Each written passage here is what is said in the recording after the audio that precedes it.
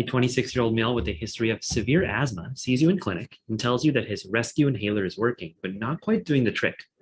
He asks for something called a spacer. So what type of inhaler can benefit from a spacer?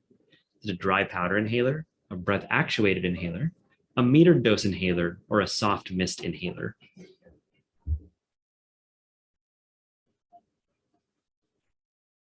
Let you all think about it for a little bit.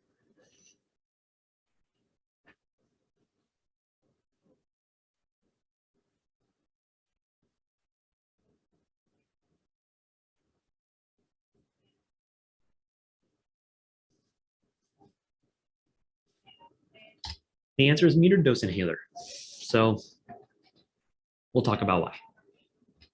So this is what an inhaler looks like on the inside. I think it's really cool technology. It was actually, I think in 1957, the technology of the pressurized chamber for inhalers specifically came out in 1957. There's a cool Smithsonian article about it.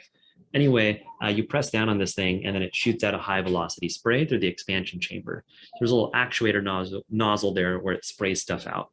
And so one of the major disadvantages of an inhaler is that most products have high oropharyngeal deposition. So for those of you who use an inhaler, I have one, a lot of it ends up hitting the back of your throat.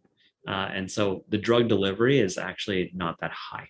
There's a bunch of other disadvantages too, but I really wanted to focus on this one. So this is of course, a low resolution picture of what you might call a spacer. So there's an anti-static chamber. So you plug the inhaler into one end, and then there's a mouthpiece. This allows the aerosol spray to kind of be within the chamber. And so then you can breathe in more of the aerosol and less of it hits the back of your throat. There's two main advantages to using this. Oh, is this the oh. The first is that it can improve drug delivery by up to 50%, and that it requires less coordination. So this is a pretty valuable thing to have. Now look at the size of the spacer compared to the size of the inhaler. The thing is pretty bulky. So you can imagine a patient putting an inhaler in their pocket and then this gigantic spacer is not the most, is not the best thing.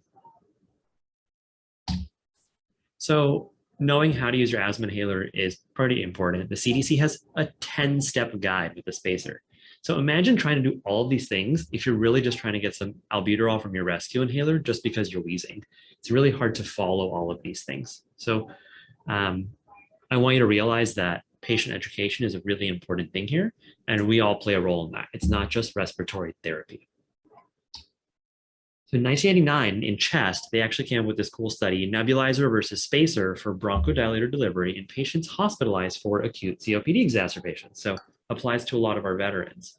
So ultimately, the study suggested that the MDI spacer system is an effective method of sympathomimetic delivery in this setting, provided patients are able to master the technique. So two things I want to bring your attention to. The patient has to know the technique. And the second thing is, it's not just an MDI, it's an MDI spacer. So very often we conflate, hey, nebulizer is just as good as inhaler. That's not exactly true. So we really have to be careful how we use this information. This then rose to things we do for no reason in 2015. So some of you may have missed this.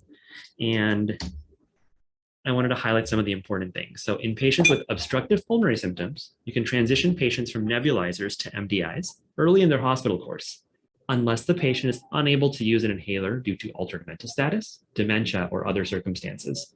So if they're not able to coordinate their inhalation, maybe a nebula or maybe a metered dose inhaler is not great. They don't really mention the fact that all the studies are done with spacers in this article. So I do have a beef with that.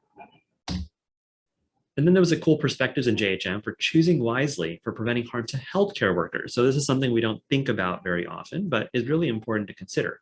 What about the safety of the provider? They had actually recommended to not use bronchodilators unless there's active obstructive airway disease, and if needed, only use a metered dose inhaler instead of a nebulizer.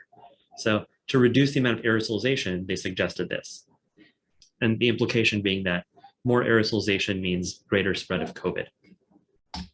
So in summary, hope you like the animation and the spacing. Metered dose inhalers can benefit from the use of a spacer. Spacers can greatly improve drug delivery and mitigate lack of proper technique.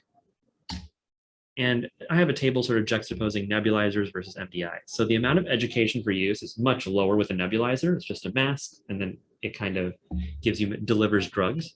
MDIs are high. And nebulizers are better in altered mental status, less so with MDIs. You need RT for nebulizers, you don't for MDIs. So from a staffing standpoint, that seems advantageous. And then for aerosolization, it's much higher for nebulizers and less so for MDIs. And the last part I want to reiterate, studies that compared nebulizers versus MDI specifically looked at MDIs with spacers. So I actually don't know if the VA can provide spacers on the inpatient setting, but that's something I'm going to explore. That's all I got. What questions do you all have?